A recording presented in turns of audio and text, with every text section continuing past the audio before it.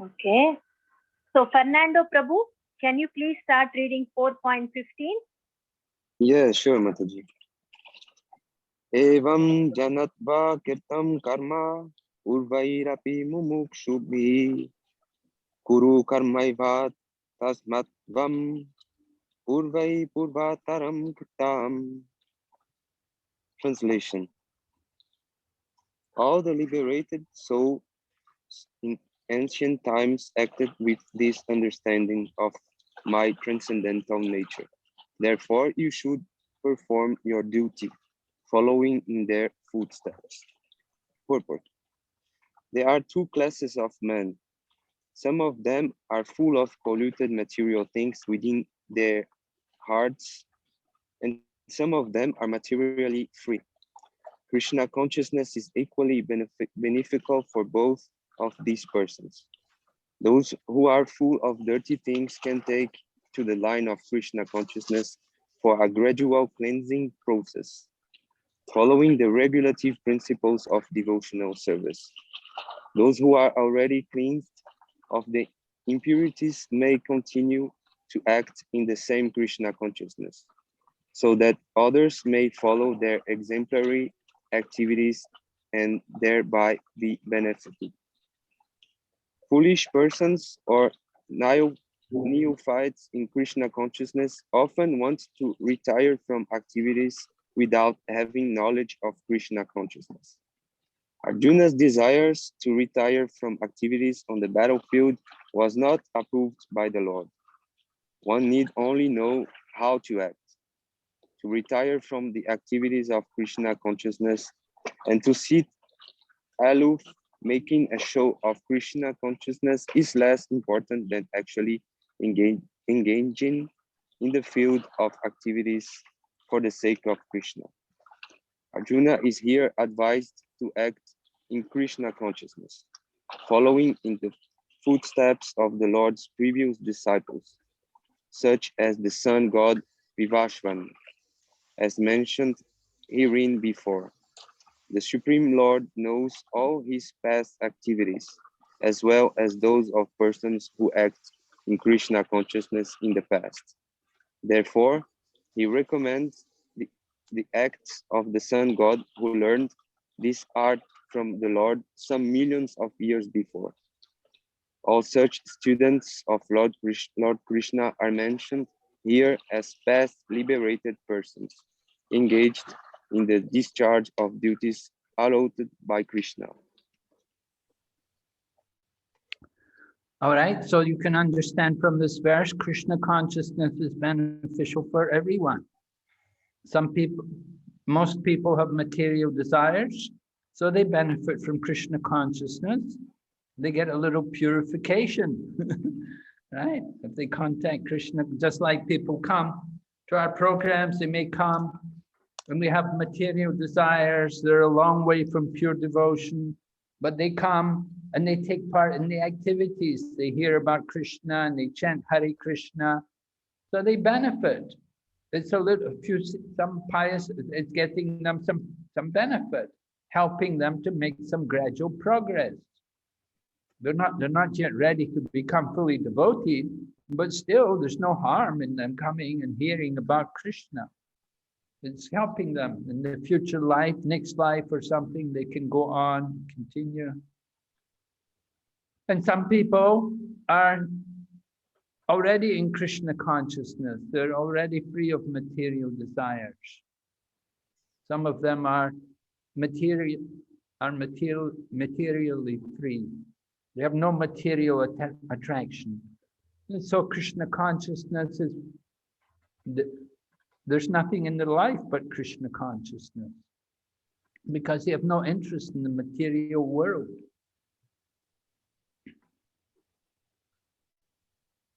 So Prabhupada explains how sometimes people misunderstand Krishna consciousness, that sometimes people want to retire from services without having knowledge of Krishna consciousness. They want to give up their material duties. So prematurely renouncing the material world is not encouraged. And Krishna did not encourage Arjuna's desire to renounce either. Krishna wants Arjuna to do his duty. Arjuna is here advised to act in Krishna consciousness. So Krishna consciousness is not about giving up duties, it's about taking on more duties, doing more for Krishna, not doing less, not giving up. Sometimes people are lazy, they just want to avoid doing things, but Krishna consciousness is about taking on more responsibility. Not just thinking about giving up and sitting down and doing nothing. That is not Krishna consciousness. Any questions?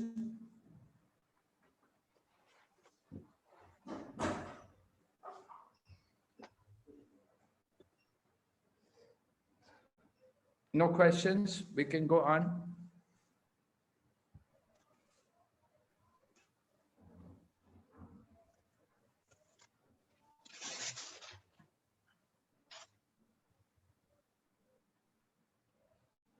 Sorry, 4.16, Tanmay Prabhu, do you want to read this? Sure, Mataji. Thank you. Thanks.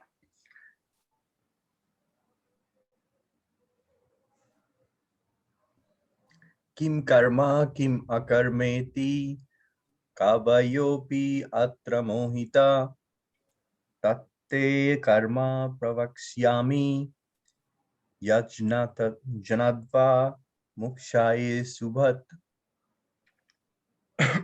Translation. Even the intelligent are bewildered in determining what is action and what is inaction. Now I shall explain you what action is, knowing which you shall be liberated from all misfortune. Purport.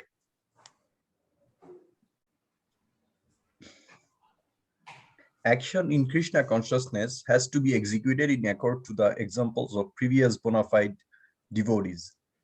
This is recommended in the 15th verse. Why such action should not be independent will be explained in the text to follow. To act in Krishna consciousness, one has to follow the leadership of authorized persons who are in the line of disciplic succession as explained in the beginning of this chapter. The system of Krishna consciousness was first narrated to the sun god. The sun god explained it to his son Manu. Manu explained it to his son Ikshvaku, and the system is current on this earth from the very remote time. Therefore, one has to follow in the footsteps of previous authorities in the line of disciplic succession. Otherwise, even the most intelligent men will be bewildered regarding the standard actions of Krishna consciousness. For this reason, the Lord decided to instruct Arjuna in Krishna consciousness directly. Because of the direct instruction of the Lord to Arjuna, anyone who follows in the footsteps of Arjuna is certainly not bewildered. It is said that one cannot ascertain the ways of religion simply by imperfect experimental knowledge. Actually, the principles of religion can only be laid down by the Lord himself. Dharma tu shakshat bhagavat pranitam.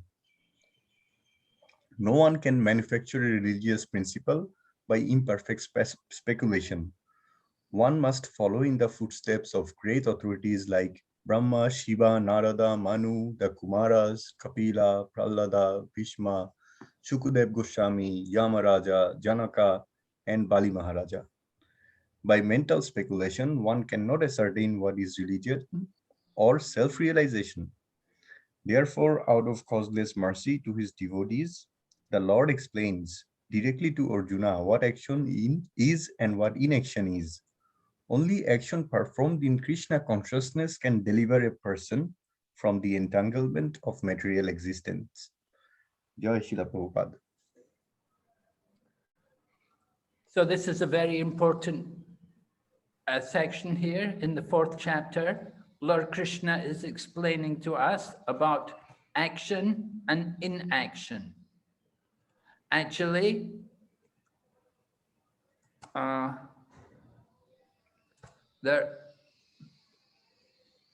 sometimes people misunderstand what is inaction. They think inaction means, I give up work. But actually, Lord Krishna has already said, no one can be idle, not even for a moment. Maybe you've seen it at home, with your children. You may tell the children, just be quiet, just sit and don't, just sit and be quiet. How long can they do it for? Young children, the nature is to be active. So we have to understand properly what is action and what is inaction. Action, we want to act, of course, in Krishna consciousness. And when we act in Krishna consciousness, then that is actually inaction. Because when we act in Krishna consciousness, there will be no reactions. So someone may think, oh, I'm going to stop work. I'm just going to be inactive for a while, inactive. But you're still going to work. You're still going to eat. You're going to sleep. You're going to walk around and talk. You're going to take your phone calls. You're going to look at your email, do things like that. You're still going to be active. You may say, oh, I'm inactive. No, but you're still working. You still do things. So you're still engaged. There's still some reactions going to come. So we have to understand clearly what is action, what is the proper action. And we should learn to act according to the instructions of the Mahajanas. And Prabhupada quotes the names of the Mahajans, right? Swayambhu, Narada, Shambhu, Kumar, Kapilo, Manu, Pralado, Janako, Bhismo, Balir, Vyasaki, Vayam. And Prabhupada, the point is we should follow the example of these great devotees, these Mahajans, and follow their example. Mahajano yena gata sapanta. By following the example of the Mahajans, then we'll come to a good destination. So we have to know how to act, what standard of activities to act on. So action should be according to scriptures. If we act against the scriptures, just like somebody may say, I eat everything. So that is vikarma. You're not going to, karma is actually the results of action. But when we act against the scriptures, then you get vikarma. And vikarma means the reactions of sinful activities. And that will bring us suffering. It will bring us problems in our life. That's the effect of vikarma. There's karma, there's akarma, and vikarma. So vikarma is acts against the scriptures, and karma is where we act according to the scriptures, but for our own benefit. And then there's akarma, where we act for the pleasure of the Supreme. So akarma is actually the proper action. And by doing actions for the pleasure of the Supreme, then there's no reaction. So it's a difficult point to understand in the beginning. As Krishna says here, even the intelligent are bewildered in determining what is action and what is inaction. But if we can understand this point, it's very important, very helpful for us to progress in Krishna consciousness, so we can be liberated. If you want to be liberated, we want to be purified. We get purified by following the process. There's certain activities, certain actions which we have to do, which will purify us. If we act in different ways, then we don't get purified. We get contaminated. We get more problems, more difficulties in our life. They come on us as the reactions for our past activities. So we have to know how to act. Knowledge is the cause of proper act. If you have proper education, proper knowledge, you know how to act. And we should act for our benefit. But if we don't have proper knowledge, then we will act the wrong way, we act sinful ways, and it causes suffering, brings problems to us. So ignorance is the cause of our distress. But Krishna is explaining to us what is proper action. And then when we get the proper guidance from Lord Krishna, then we know how to act, how we can avoid, how we can save ourselves from all kinds of distress. All right, any questions? Yes, Prabhu. Guru Maharaj, yeah, sorry, go Guru ahead, Prabhuji. Thank you, Mataji. Yes, Guru Maharaj, it's not a question. I just want to hear again the three different division of karmas, vikarma, akarma, and then also akarma. The karma and vikarma. Okay. Karma is where you act according to the scriptures, and you're Yes. performing karma to get good results, to enjoy the material world. That's called karmic activities. You're acting according to the Vedas, and you do some pious activities. You may do some yajna or some charity or chant some mantras like that, so that you get good karma for that. Okay. And that can elevate you, can give you prosperity in this life, or next life can take you to higher planets as a result of karma. And vikarma is where you act against the scriptures. You go against the scriptures. You do gambling or intoxication or whatever, meat eating and illicit sex, these things. This is all vikarma. We get punished for these things because we didn't control. So that's called vikarma. And then there's akarma. Akarma is where we're engaged in acts for the pleasure of the Supreme Lord. That means actions in Krishna consciousness. That is akarma. No karma. There's no karma. When you act in devotional service, then you don't get any reactions from that. That is the meaning of akarma. There's no reactions when you act in Krishna consciousness. Is it okay, Prabhu? It's very clear. Thank you, Guru Maharaj. Yes? Vaishnavi, you have a question? Yes, Guru Maharaj, wanted to clarify, action is to follow the leadership of authorized persons, and inaction is akarma, you told. That is, we don't get any reactions by following Krishna consciousness. So both are same, Guru Maharaj, in this verse, No, they are meaning. we're going to hear. I didn't explain really yet what is action and what is inaction, because it will be explained in the next verse as we go on. I didn't explain really what is action and what is inaction, but certainly we want to act according to the instructions of the acharyas in Krishna consciousness, follow the Mahajans.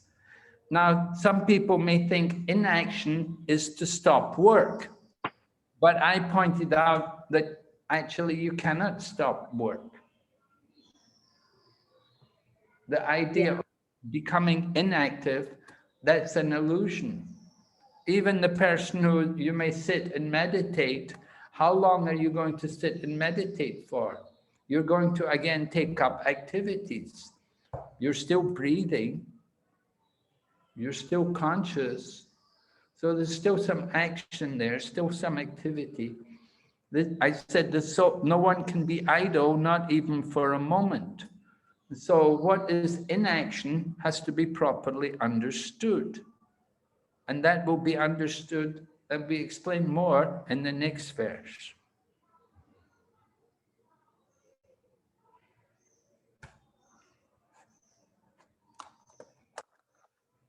All right. Prabhu, who are the Mahajans, these great authorities? Yeah, They just, the Mahajans, the 12, well, their names are mentioned there. And yes. they're all great souls who give wonderful teachings on devotional service. Mhm. Yes. Yeah, the names are mentioned. We just read it. It's Yes. Brahma. Okay. Mhm.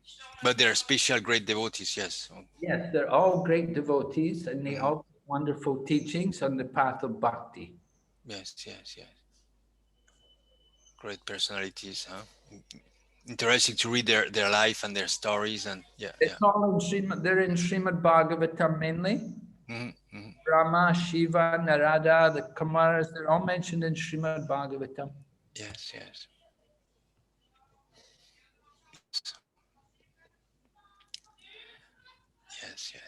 Janaka, who is Janaka? Janaka was the father of Mother Sita, who was the wife of Lord Ramachandra. Okay. Now, he would not be mentioned in Srimad Bhagavatam hardly, but you would find more about him in Ramayana. Okay.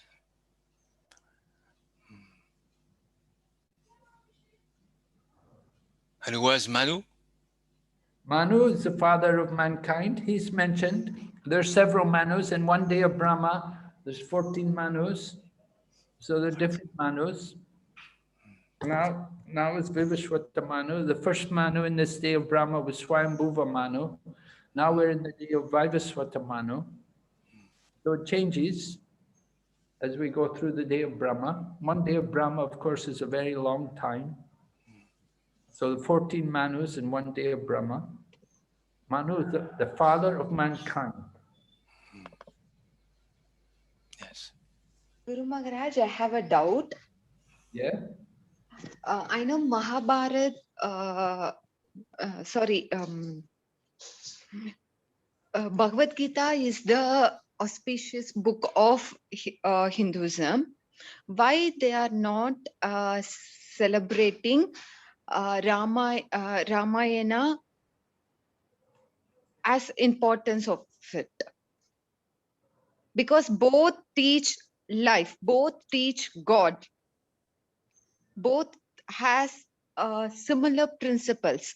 But why Bhagavad Gita is celebrated more compared to Ramayana? Well, Bhagavad Gita is shorter than Ramayana. Bhagavad Gita is only one part, a tiny part of the Mahabharata.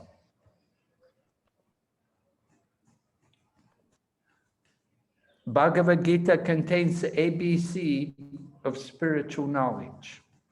So it's very good for the beginners to learn the Bhagavad Gita. Then you can go on to understand better Ramayana. Right? Oh, okay. You have to begin at the beginning. If you read Ramayana, you don't understand who is God, then you won't appreciate Ramayana very much. You don't understand who is God. You don't understand the nature of God. You don't even know who we are. So we have to learn the Bhagavad Gita. We have to learn who is the devotee and who is the demon. So anyway, Ramayana is something different. It is popular. Lord Rama is worshipped, is very popular. I don't know. I mean, we're not doing a survey who's more popular. It's not a question of popularity. The Ramayana is read and it is promoted, but at the same time, Bhagavad Gita is also promoted. So there are different books for different people. You know, not everybody is attracted to Krishna. Some people prefer to hear about Lord Rama because Lord Rama was very exemplary in many activities. We say Rama Raja. So people like to hear about Lord Ram and how he's very obedient to his father and all of these things. It's very appealing to people to hear Ramayana. But Bhagavad Gita is basic philosophy, spiritual knowledge, spoken directly by Krishna. So it's a different thing. It's very different. Ramayana is like Mahabharata. So Bhagavad Gita, that's coming out of the Mahabharata. It's a part of the Mahabharata. Okay, Guru Maharaj. Yes. Okay, will we do one more verse?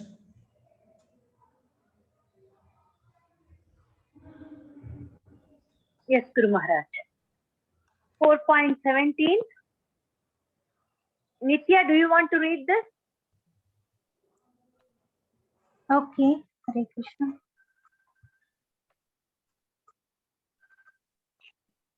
Karmano hi api bodhavyam cha vikramanah akarmanascha bodhavyam gahana karmano gatiha. The intricacies of action are very hard to understand. Therefore, one should know properly what is action, what action is, what forbidden action is, and what inaction is. Purport. If one is serious about liberation from material bondage, one has to understand the distinctions between action, inaction, and unauthorized actions. One has to apply oneself to such an analysis of action, reaction, and perverted action because it is very difficult subject matter. To understand Krishna consciousness and action according to its modes, one has to learn one's relationship with the Supreme. That is, one has learned perfectly knows that every living entity is an eternal servitor of the Lord, and that consequently one has to act in Krishna consciousness. The entire Bhagavad Gita is directed towards this conclusion. Any other conclusions against this consciousness and its attendant action or vikarmas or prohibited actions. To understand all this, one has to associate with the authorities in Krishna consciousness and learn the secret from them. This is as good as learning from the Lord directly. Otherwise, even the most intelligent person will be bewildered. Hare Krishna. Right. So actually, the whole thing is not fully discussed yet. We have to go a little further into the next verse as well. But anyway, they're introducing here, Lord Krishna introduces about forbidden action. So he explains there's action, and then there's inaction and forbidden action. As I said, karma and vikarma and akarma, right? Akarma or inaction. Inaction occurs when we engage in devotional service. That is actually inaction. Why? Because when we are engaged in devotional service, there's no karmic reaction. You do service for Krishna, you don't get karma. Just like when we offer our food to Krishna, we say it's a karma-free diet. Karma-free diet because we offer to Krishna.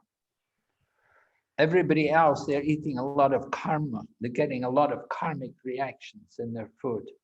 But when we offer the food to Krishna, it's karma-free. And so that is inaction. But action, well, we're acting for what? What is our motivation, our purpose in doing? Generally, people are active to get results. We want to enjoy. We want some sense gratification. And so people may follow the Vedas. They may do some charity. They may do some rituals, they may accept some vow or do some tapasya, right? They want to get some result. That is action. And then prohibited action is where you go against the instruction of the scriptures. All right? Is it clear? Everyone? Yes, Guru Maharaj, it's clear and it's very good to know what is inaction. Yeah, it's good. It's important for us to know. What is inaction? What is that? People think inaction, oh, you know, I'm just going to be lazy, but still you're going to get karma.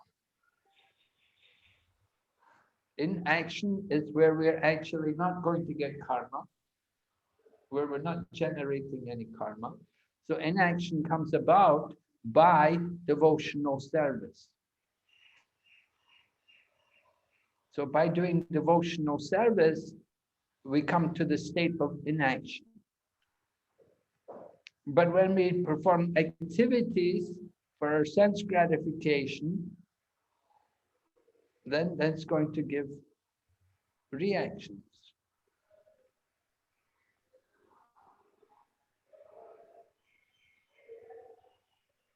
And if we go against the Vedas, that will bring us real problems, real difficulties.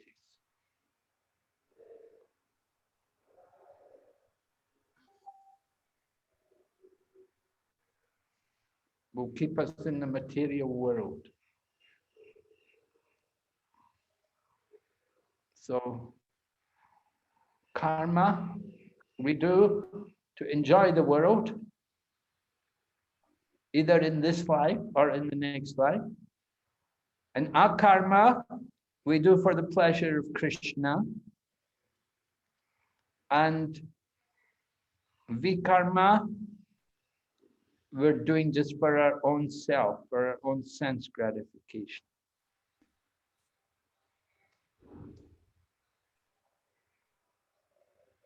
So I have a question, more to find a clarification. It sounds like, Guru Maharaj, that most of the religion actually preaches about inaction, devotional service.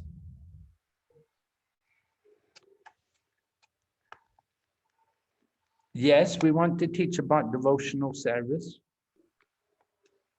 but it's the inaction is the result of devotional service.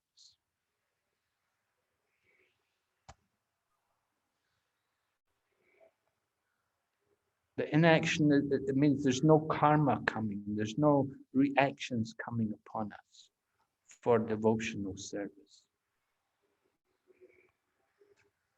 Everything else, work for sense, we're working, you get karma, it's all karma, every step, every breath, there's karma. But if you act on behalf of Krishna, then no karma. The example is given. Just like the soldier goes to fight in the war, and he's going to fight in the war for his country, and he may kill the enemy, he may kill many people. So he's a hero. He gets medals, he gets honors.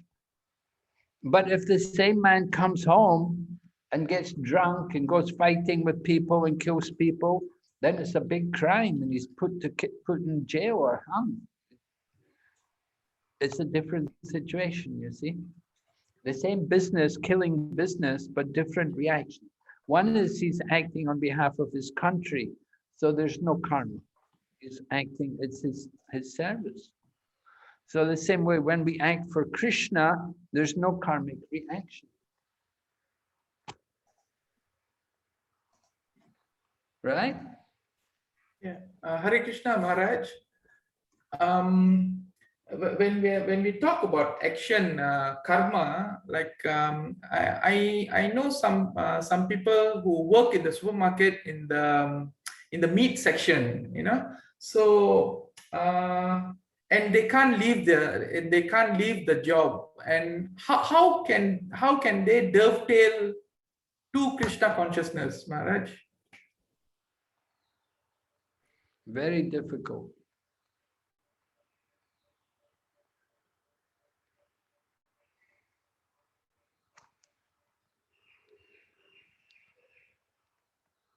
is living in hell, and when he dies, he will go to hell.